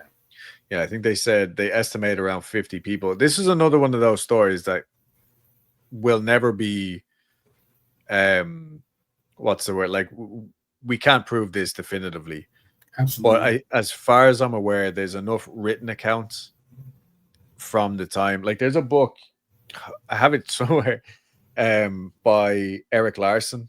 And I read this before I started even podcasting. It was when I first moved over.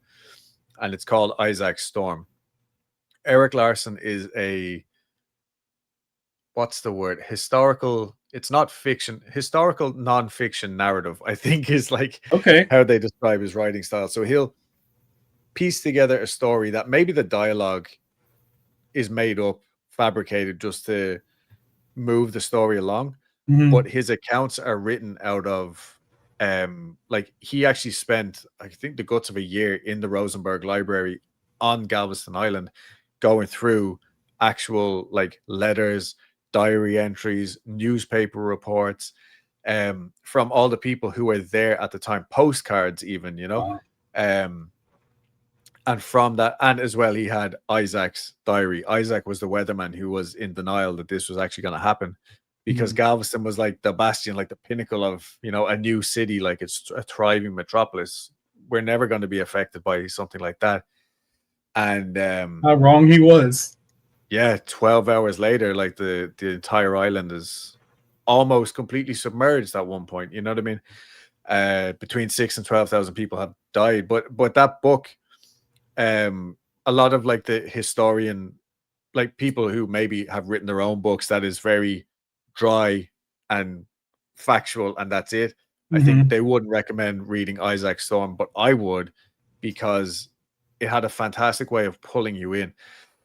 And like some of the stories that came out of there, like, and I always quote this one because it's like a chapter on barometric pressure, right? The most boring thing in the world. But as a paranormal researcher or enthusiast or whatever, like you should know what barometric pressure is capable of doing. There was a man on, I think he was on the 4th floor of an apartment building in Galveston during the storm. He refused to leave because he was like, no, this is like my fortress, basically. This is never going to get knocked down. It's a brand new building. The pressure dropped outside and the sea level fell. He got sucked out of a closed window. Like the pane of glass got sucked out of the window. And as far as I'm aware, I don't think his body was ever found. Or if it was, so like that was barometric pressure.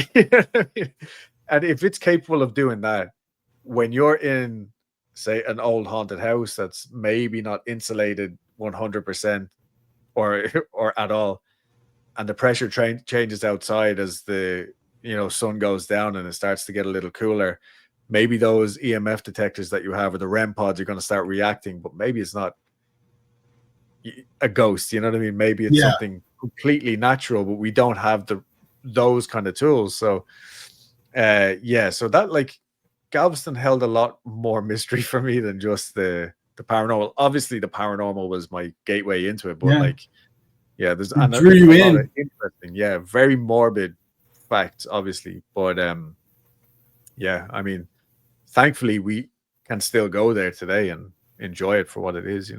It's amazing that it survived. Would you happen to know the population at the time? If I was to get, I think it was like 18,000, and they estimated something like 6,000 to 12,000 died. So I think it was like 2/3 of the population or something like that. God, man, that's amazing. That is a lot of people at once. That figure might be wrong. I'm just kind of guessing, but I do know for a fact that it was like a bigger metropolitan area or whatever than Houston and Dallas at that time. Really? Like Houston, I don't think would be half the size it is today if Galveston hadn't gone through that storm, or if they had built the seawall before the storm happened, which was a thing that was turned down by the city council supposedly for like a long time. Yeah. Dumb. Yeah. I mean, they thought it was a waste of money. They didn't want to damage their beautiful marshland and beaches. No. Yeah. I guess something else damaged it for them. Yep. I cannot get over that story of that woman. I just can't get over it because I want her name to be found. You just think that all the people she saved, one of them had to know her name. One of them had to. And it's unfortunate we didn't get any kind of documentation from these people. Yeah, and they were saved. I do have like theories on that as well, because from doing research on I've been trying to find the history of Ravenwolf Manor because it's very spotty. And it turns out now, thankfully, I'm friends with the antique store owner in Navasota, and she told me that there was actually multiple fires through the town. So they've lost records multiple times and had to that's why it's so spotty. But the Galveston newspapers are some of the best archive information that I've ever come across. And from going through those papers from around the time of the storm, like not even looking specifically to do with the storm, there was train loads of people coming in and out of that city off the island every single day. And like the newspaper would print like just a little square of if a notable character was coming into town, and one of those notable characters would have been the owners of Ravenwolf Manor before it was Ravenwolf Manor, because they were just coming in to do business for the day, and then they were going to go back out to Navasota, say, for example, which nobody thinks about Navasota today, but at the time that's where you went for your lumber, and that's what it was known for: blues music and lumber, apparently. Oh, wow. Yeah, but like all of these towns that you pass through now, if even, or pass by because the highway goes around it, you don't even think about it because you're just going to Austin, you're going to San Antonio or Dallas, or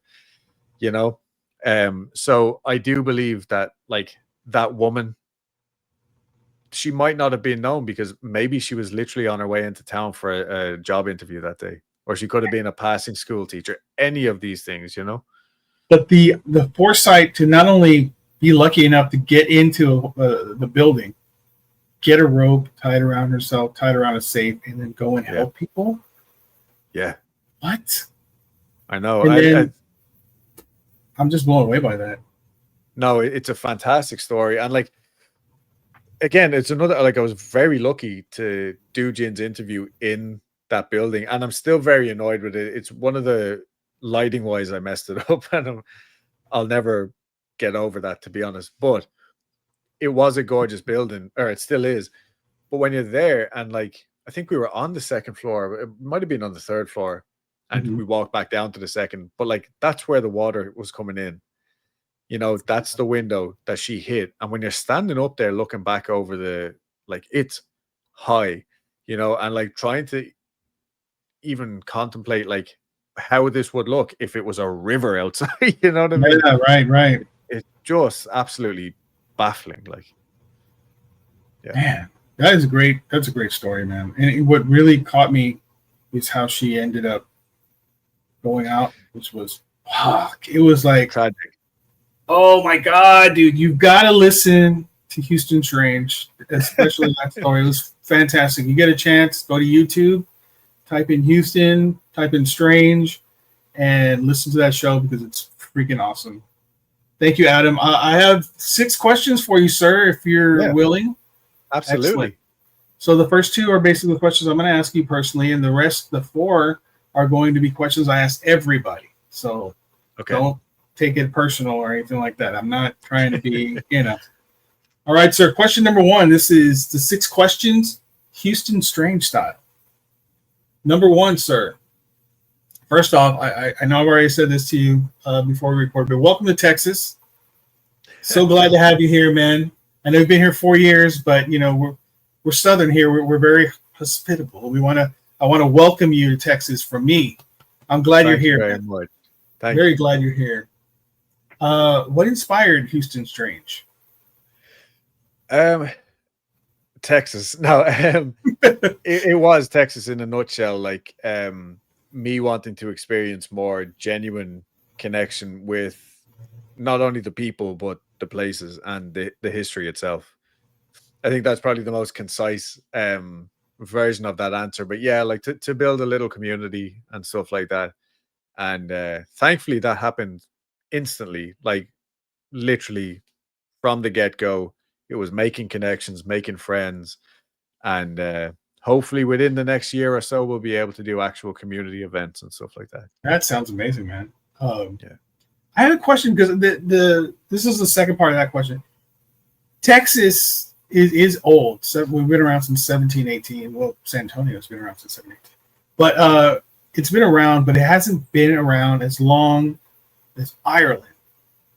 And do you find more stuff here, or is there a lot of stuff in Ireland like that goes back, further than our history here in America? I mean, yeah, like we do have buildings that go back like thousands of years. I think England was probably better at like saving some of those like iconic older buildings.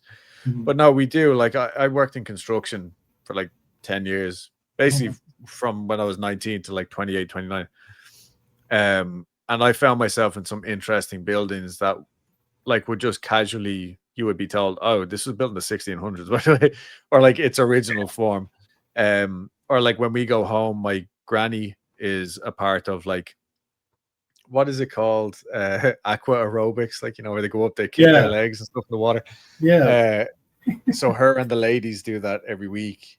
But where she does it, like, it's called the Killiney Castle, but it was originally like a kind of a mansion built by some lord back in the day. But that goes back to the 1750s. Wow. Yeah, so there's just like a general, like, stuff's just older there. Yeah. Oh yeah. But as well, like we built out of stone, so I think that's a huge part of it. So the second question is kind of silly because I kind of added it from the first, but why didn't you do that in Ireland? What wouldn't that have been? I think since there's like older stuff, there's probably more stories. Were you not in touch with that part yet, or it was something that developed over time, or what happened there? Yeah, so when I first moved here, like I said, I was always kind of a nerd for this. I was living in Canada for a while, and I had not actually a spooky experience, but I had the opportunity to spend the night in an old jail that's been converted into a hostel in Ottawa. It's fantastic. Like it's really gorgeous. They did a great job. And when I moved back home, I got back in touch with all my old buddies and stuff like that. And it turned out like we're all kind of like this, but especially one couple, they were very into this stuff. So we started doing like, like the local paranormal group tours of whatever historic places and stuff. And then we started going, like I said, to like the Hellfire Club. Yeah. So when I came here, I moved here in January of 2020. So almost 6 years now, I think. But January of 2020, and then everything went into lockdown. Yeah. So all we got married on February 14th. Damn. And then, yeah, which easy to remember, thankfully. But 1 month later, right? That's when everything went down. Exactly. Yeah. God. So all the paperwork from that got like delayed massively, and so yeah, in the meantime, I had a laptop, and I've always played music. I've always played the guitar and stuff like that. So I was like, oh, I know, I'll write an album. This will be a great idea. Yeah, right. So about 2 weeks later, we started the podcast, and yes, we started Weekly Creep then, and it all kind of snowballed from them. I'd never owned a camera before. I'd never written anything properly, like, you know what I mean? So yeah, everything, it's all just kind of led into, and now, like, talk about validation, like I get great validation. Like now I do work for other people and they enjoy that, like, and I enjoy doing it for them. That's awesome. So yeah, like I'm just the spookiest forklift driver in Houston, I think. Maybe the world. Maybe the world, man. All right. Good answer, sir. Number 3. How do you want to die? Ooh. Quick and easy. In my Quick and sleep. easy. Yeah, in my sleep. No mess. I don't as long as the family can, like, just take the body home, ship it off wherever. But I want my remains spread over that beach I was talking about back home. Oh, okay. That's Yeah, nice, man. And actually, this little tea receptacle here, Mm-hmm. I found it on a job years ago. I don't know if it's going to focus on it now. No, there, I see it. Yeah. Yeah. So it was just an Nice. old-fashioned tea tin. That's And cool. I've carried it around for years. This is where I want my ashes put. You think in there? Maybe they put an arm in there or something. You're gonna need more. Yeah, whatever doesn't fit in there can go off to the beach. I told my my girlfriend that when I die, I want to be put in an urn, but the rule is she needs to carry that urn wherever she goes. It's got to be in the bedroom. I want the googly eyes in the front, so she thinks I'm watching her. Put it on the Roomba so it goes around. Yes. Yes. So the second part of that question is, how do you think you'll die? Probably overeating, overindulging. Something very boring. Yeah. Or maybe heart attack from being on an investigation and getting scared. Absolutely silly. I almost died from a heart attack last December. I came. Oh, geez, really? That close. Yeah, man. I escaped. I escaped with my life. Oh, God, I'm glad. Yeah, what I love about the first part of that question is pretty much everyone is answering the same, because that's exactly how I want to go out, in my sleep. Yeah, quick and easy. Yeah. I'm so okay with that, man. Where I don't even know what happened, and I'm already in the spirit realm. Yay. I'm good with that. All right, number 4, sir. What is the strangest paranormal experience you've ever had? Oh, strangest. Okay, a couple of years ago, I was experiencing a lot of synchronicities, dreams that ended up coming true, stuff like that. What? The thing that, yeah, I know, and I'm not a psychic person or anything like that, so this was strange in that regard, even. But the thing about the paranormal is it's taught me great patience, because this stuff took place like over a year and a half. Small little things here or there, slowly getting more and more like closer together, and then eventually it kind of pinnacled in me almost losing my mind, but my wife pointing out, I was about to do a silly paranormal experiment, and we figured we shouldn't do that. But leading up to that, I came home one day running late, because I'm always late. And I had to like wash the car or something, which is strange, but I don't know, whatever I was doing, because I don't wash the car. I had to run the hose through the garage out into the driveway. So I come home, we have a gate on, like a security gate at the back of the garage. So I put the key in, opened it, turned the hose on, brought the hose out, went back, turned it on, locked the gate, came out, the hose is off. So I'm like, oh, I didn't do it properly. So I go back, repeat the same process, but this time I can't get the gate to lock. And I'm like, dude, what? I'm the only one home. And like I said, I'm running late, whatever. A different key was in the lock. What? To the one that opens it. So there was only, I think, 3 keys on the key ring. But like, I had opened the door multiple times. The key was in the door. I didn't move it, but when I came back, it was a different key. What the hell, dude? Yeah, so at that point, I could only laugh, because I was like, all right, something's telling me to either slow down or like pay attention or something.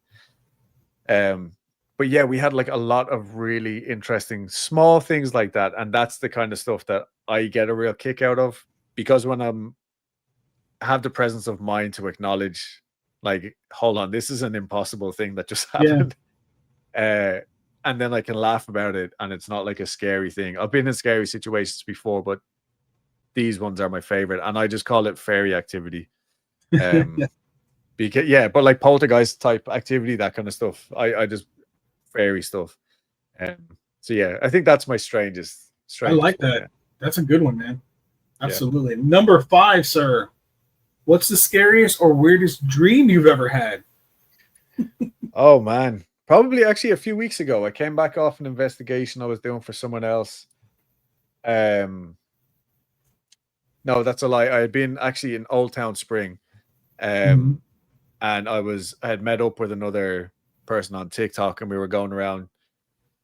She already knew all the stories, and we were having like we were just shooting the breeze, whatever, like absolutely nothing spooky. But every time we would get to a scary place, she would go, "Oh, this is like this story or whatever." Cool. Mhm. And then we went home, whatever. I wasn't even thinking spooky stuff, but that night I had sleep paralysis for the first time in a long time, and I'm very aware when I'm having sleep paralysis. You know what I mean? Like I Yeah. know how it feels. Yep. I know it's just like some sort of bad dream, whatever. So in the dream, someone is holding my shoulders down. And this has never happened before. I've never actually like been touched by anything during sleep paralysis.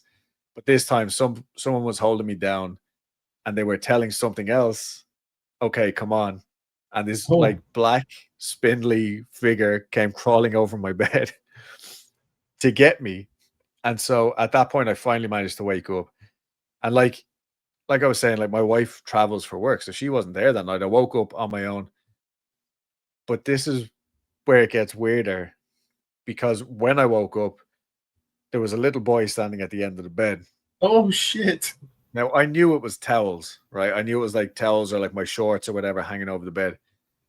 So I did the whole rubbing your eyes thing, but I couldn't not see the little boy. Oh snap, dude. So at this point, like I'm very much awake and still kind of in panic mode. So I like grabbed the TV remote, turn on like The Office, and then finally, when the light from the TV comes on, like I can't see and like I knew what the shape was, but in my head I It kept was a seeing this kid. little boy, and I've never experienced something quite like that before, and it was very very recently. Yeah.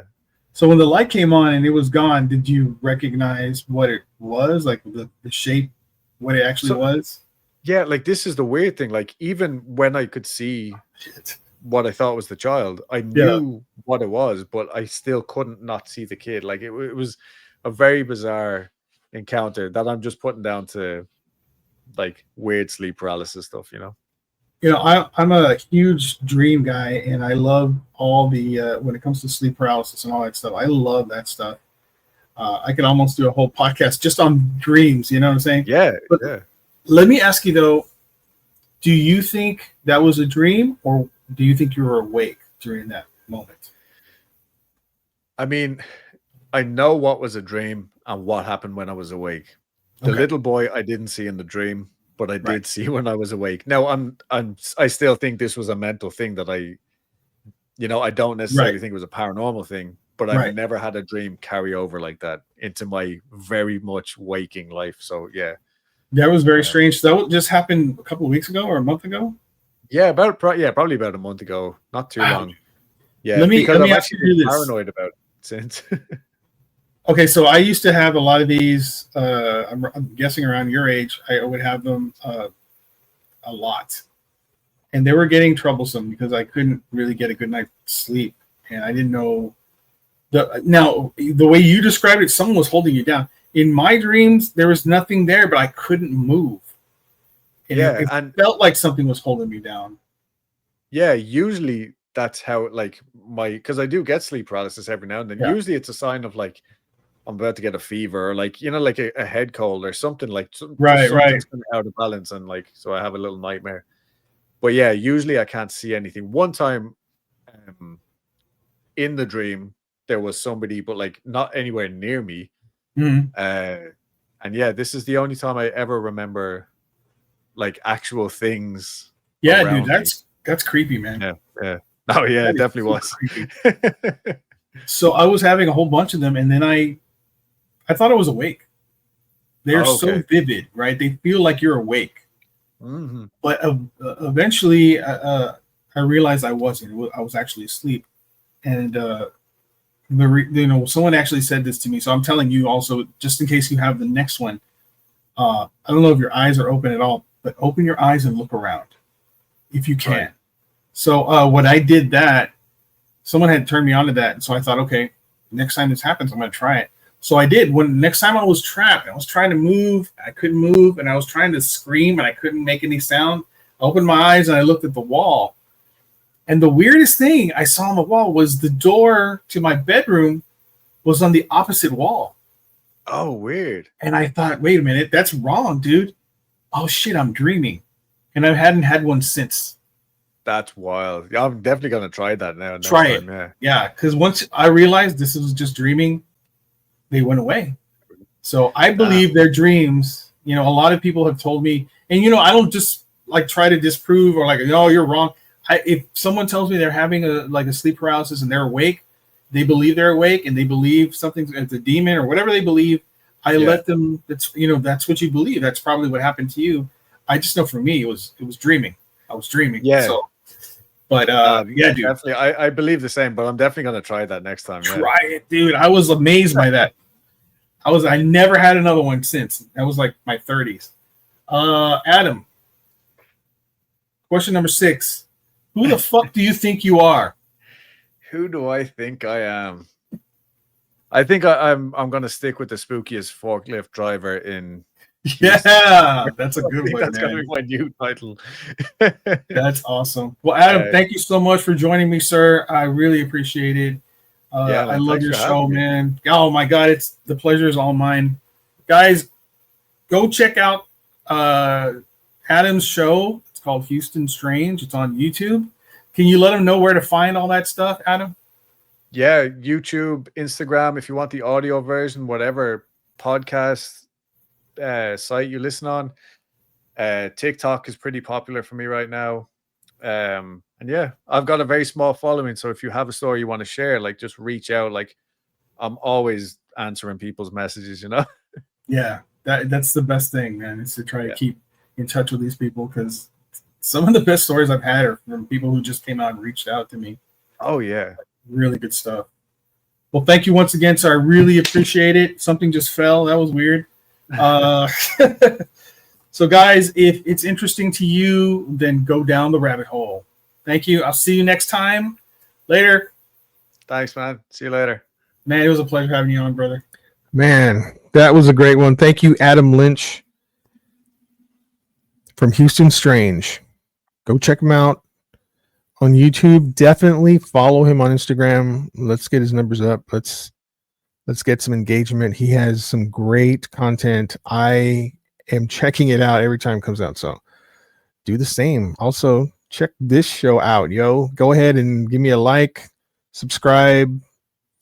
5-star reviews are always welcome.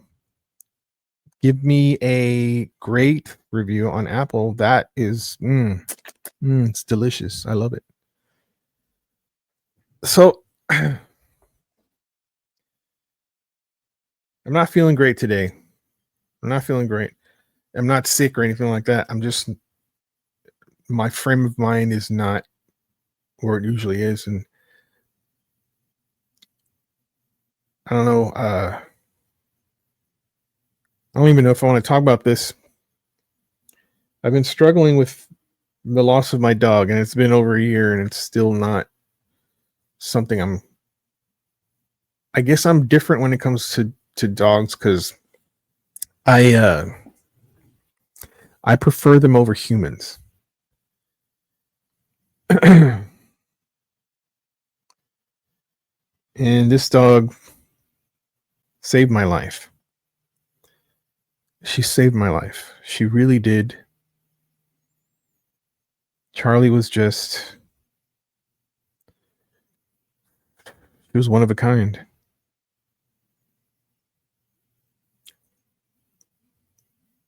I've been struggling a little bit with that. I've been I don't know. Something doesn't feel right. My health is okay, as much as I can tell. I did lose my medical insurance. Thank you, government. That was awesome. But I am getting it back. So fear not. January 1st, I'm back with the medical insurance. I'm grateful for the people that are in my life now. I'm grateful, even though, sometimes things don't go smoothly. It's okay. This is part of life. You have to go through some of this shit. So I understand it. Being at the age I am, I get it. I don't like it. I don't want it. But it's part of life. I miss you, Charles. I hope you're doing okay wherever you are. I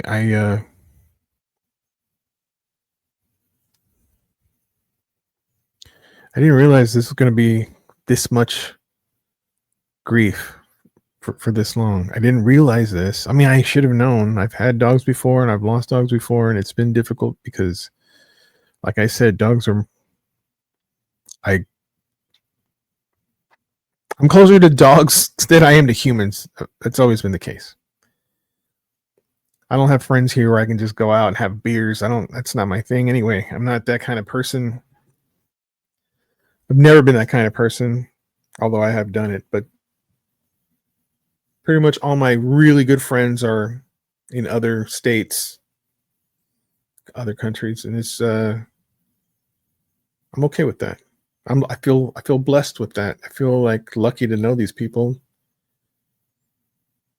My dog Luna, who she's just been very sweet and caring. She's a loving dog. So Charlie was not that loving. She was loving to me, very loving to me, but anyone else, she was like, nuh-uh. Kick rocks. I mean, she's been called a diva many times. I have her picture pretty much everywhere. It's just it's hard. It's been hard for me. And I'm okay. I can admit that. I'm not going to hide behind any kind of bullshit and fake it and be a whatever. I just didn't think I was going to be this age and love a dog that much. You know, she actually saved my sister's life. Actually, I mean, I tell you, she saved my life.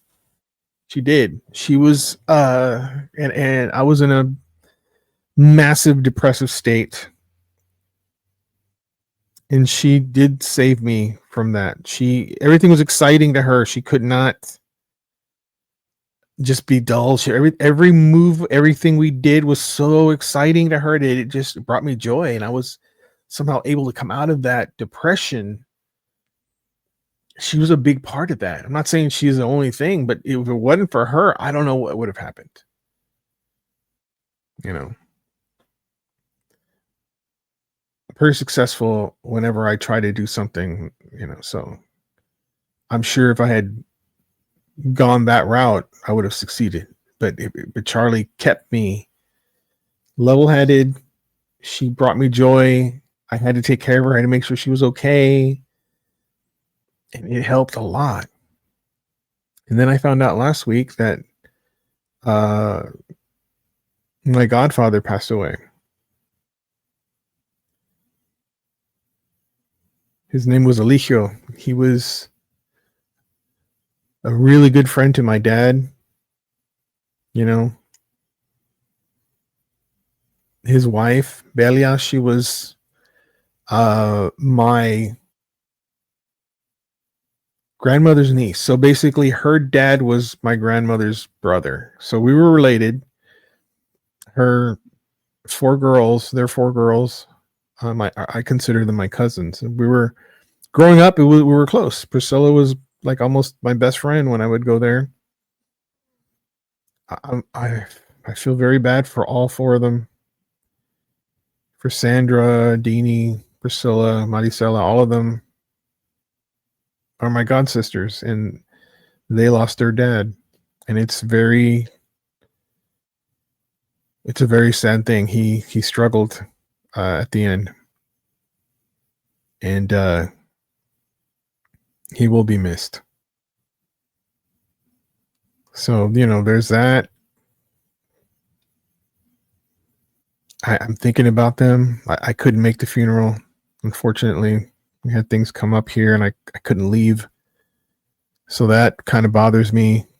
You know, I should at least paid my respects, but I couldn't make it. It's just, life. It's just life. So yeah, it's rough, but you can get out of it. Don't wallow in that. There she is. There's Charlie. See her right there? Adorable little dog.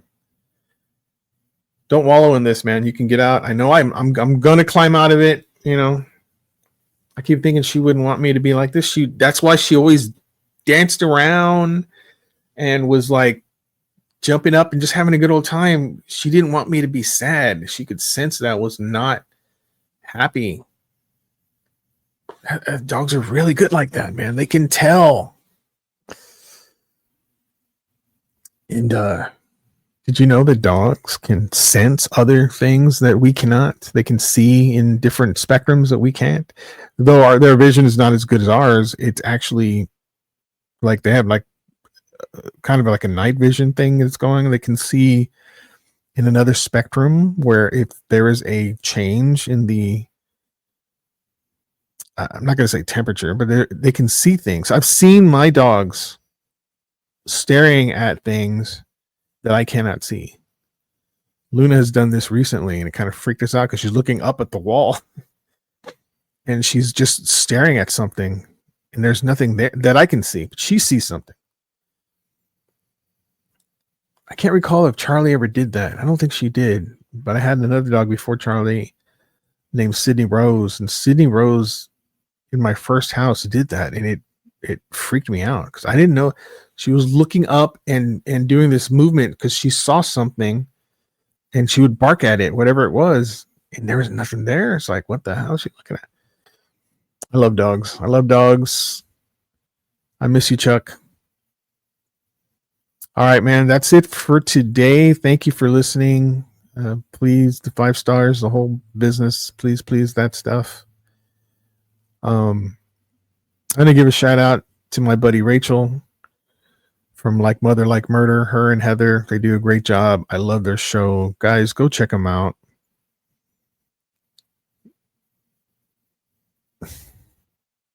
Shout out to Amanda Goodwin, my very best friend out in Florida.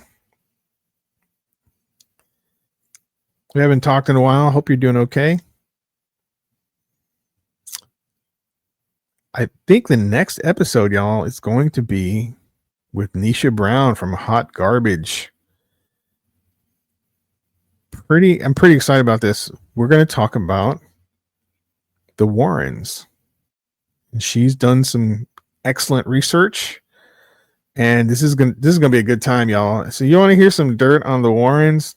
Listen to this episode. Holy crap. I am shocked. You guys are going to be shocked too. If you don't know this, damn, son, you're going to be freaked out when you hear about this shit. Okay. Thank you so much for listening. I hope everyone has a wonderful day today, tomorrow, the next. And if it's interesting to you, then go down the rabbit hole.